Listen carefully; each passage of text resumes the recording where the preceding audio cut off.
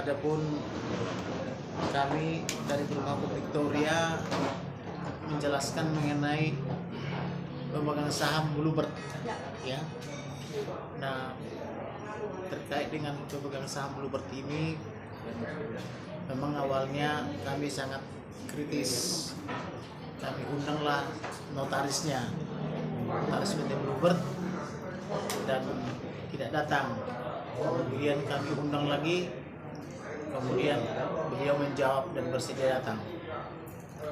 Nah, notaris yang pertama datang adalah notaris yang merubah atau menghilangkan hak ibu ini dari akta notaris, yaitu notaris Makahana. Nah, kemudian kami somasi dia atas nama Perdinan K. Makahana SH SPN, mengapa dia menghilangkan hak daripada ibu ini, dan ternyata dia tidak tahu. Kemudian bagaimana pembuatan akta notaris, dia bilang yang datang 2 orang. Kok yang datang 2 orang kamu hilangkan 1 orang, kan gitu. Dia berpikir bahwa hak ibu ini telah dibayar. Nah, oleh karena itu maka saya minta dia membuat secara tertulis.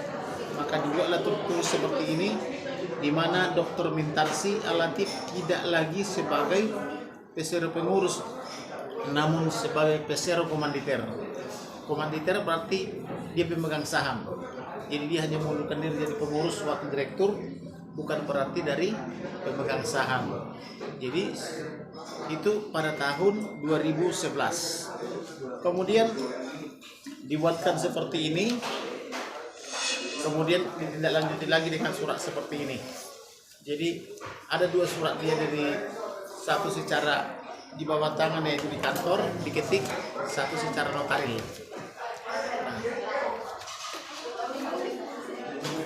Nah, inilah dari notaris Makahana.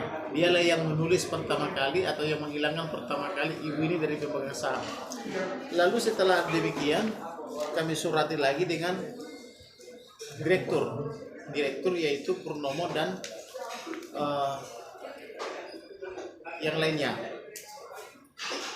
Bapak Krisna Priawan Joyo Sutojo, kemudian Bapak Dr. Haji Purnomo Prawiro, dan Saudari Sri Lestari, yaitu notarisnya. Kemudian ini, kemudian dijawab oleh dia ini.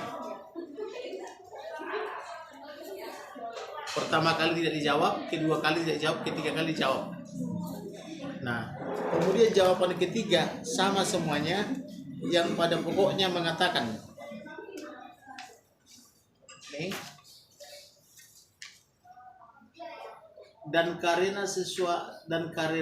karenanya segala sesuatu sehubungan dengan hal-hal tersebut secara hukum telah diselesaikan secara final dan mengikat, tuntas dan sempurna. Nah, dia bilang telah diselesaikan kepada ibu ini secara tuntas dan sempurna. Maka saya tanya ibu ini, ada terima 1 rupiah enggak? Enggak ada. Kemudian dihilangkan dari notaris 2001, 2013 diundang pemegang saham. Ibu diundang rapat pemegang saham, iya diundang 2013. Tapi waktu itu gaduh ya. Nah, kemudian kapan diselesaikan? Nah, itulah kira-kira inti daripada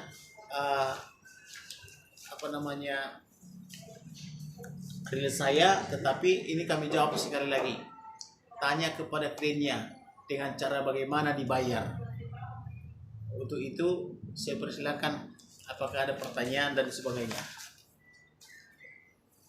Oh, jadi mungkin kemungkinan yang ini apa aja? Ibu ini pemegang saham 33%. Di CP Lestiani. Ya. Jadi di Bluebird 21,67%. Jadi CP Lestiani dia pemegang saham 33,3%, di Bluebird 21,67%. 67%. 67%.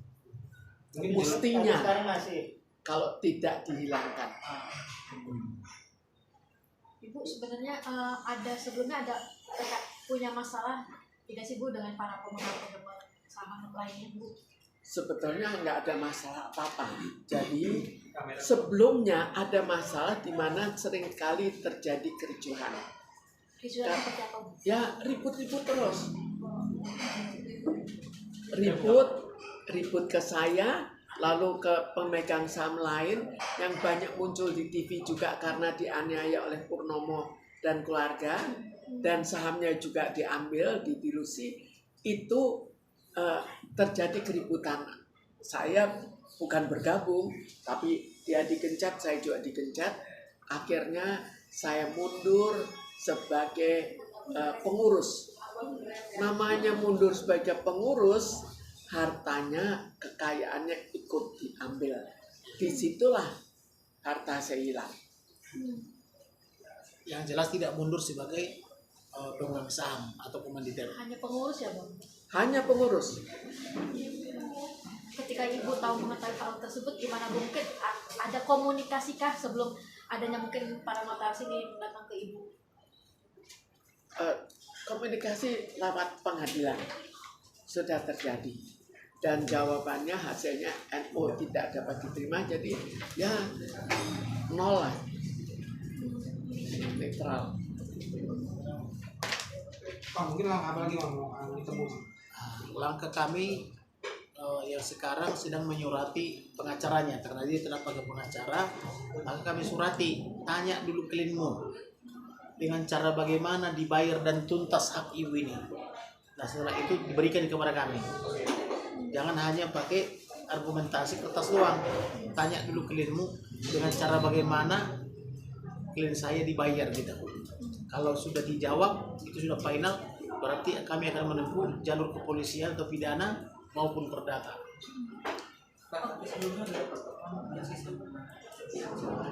Sudah lama mereka ini tidak bertemu, walaupun mereka ini saudara kandung dan paling dekat, tapi paling jauh. Sikapnya bermusuhan. Ibu mungkin bisa di-announce mungkin hubungannya Bu, ini kan 4 ya atau 3 pemegang? 3 bersaudara. 3 bersaudara ini siapa saja Bu? Jadi sebetulnya pemegang saham awal dari PT Bluebird Taxi itu pendirinya ada 8 orang. Jadi akhirnya berkurang dan akhirnya menjadi PT Bluebird Taxi dengan 2 keluarga. Keluarga saya, ada kakak saya, ada saya dan adik saya, dan keluarga Suryo Wibowo, itu keluarga lain. Jadi waktu mendirikan perusahaan kita bergabung.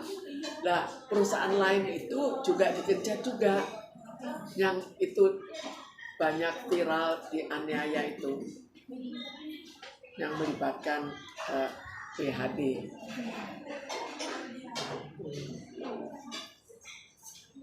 Benar nggak sih Bu, salah satunya mungkin dari keluarga Triawan juga? Jadi menantu dari saya kan punya kakak saya punya anak 4. Anak terkecilnya itu Endra Priawan menikah dengan Nikita Willy. Itu terus dibuka juga berarti orang Itu tuanya. jadi kita ini tahapannya panjang. Jadi nanti kita jangan semuanya sekaligus, ya nanti malah jadi kacau kan seluruhnya sekaligus. Jadi kita satu demi satu. Sekarang kan yang dituntaskan kan masalah makanan itu, dan semuanya terikat dengan masalah makanan. Berarti kan atau diduga itu terlibat juga berarti apa orang keluarganya si Triawan ini. Ya, sekarang kita lihat bahwa dia waktu itu masih kecil, jadi dianggap terlibat, dianggap tidak. Kalau dia kan, kalau memang saham saya diambil dan diberikan ke dia juga, dia terlibat apa enggak namanya? Apa namanya sekedar penadah atau bagaimana? Kan enggak tahu juga. Itu semua kita buktikan. berarti memang saham Ibu yang 33 itu 33,33% dari CV Jadi kalau di Bluebird-nya 15% plus 6,67%. Itu lari. 21 ya. Lari ke 21,6%. Itu lari kedua saudaranya ibu itu. Iya, ya. Itu cukup besar, bayangkan. Dari Bluebird sekian kan besar sekali. Bu, berarti ada dugaan dua saudara ibu itu sekongkol untuk Menghilangkan nama ibu sebagai Ya, saham. mestinya kalau kita lihat dari awal ya, kita lihat begitu dilakukan suatu akte, dibuat akte, saya tidak ikut. Kok bisa saya tidak ikut? Kan lucu juga saya nggak ikut. Lalu tiba-tiba nama saya mereka akui nggak ikut, tidak memiliki apa-apa. Apakah bisa begitu? Terus harta saya dialihkan ke Purnomo dan Chandra. Kalau pengalihan harta kan pertama, kemana harta itu dialihkan? Kedua, bagaimana perhitungannya? Dasar perhitungannya apa? Ketiga, pemberian. Jadi masih ada banyak. Tapi ini kok bisa langsung, oh saya tentukan kamu nggak pakai dibayar, pokoknya kamu sudah lunas. Kok lucu gitu? Kenapa kok bisa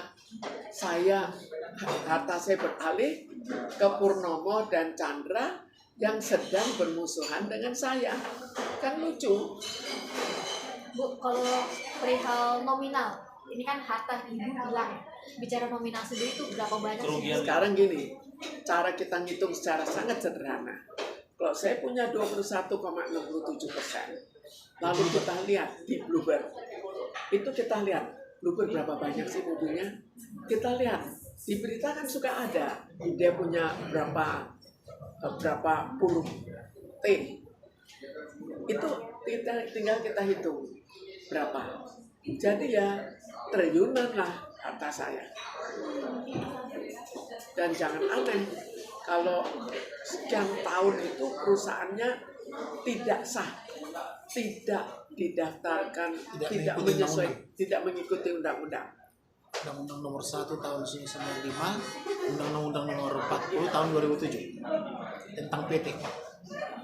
Kok bisa perusahaan begitu besar tidak sah dan dibiarkan lagi dan bisa berkembang dengan begitu pesat? Berarti udah puluhan tahun ya Bu? Artinya kayak 18 tahun tidak menyesuaikan dengan undang-undang, melanggar undang-undang. Tapi kok 18 tahun kok bisa dapat izin? Kan setiap 5 tahun izin taksi harus diperpanjang. Jadi ya nggak tahu juga cara mainnya bagaimana atau cara pengesahannya bagaimana. Belum monopolinya, apa nggak lihat bahwa monopolinya berjalan terus? Apa tidak lihat bahwa dari ya 30-an atau 40-an perusahaan taksi akhirnya sekarang sisa berapa? Itulah akibat monopoli.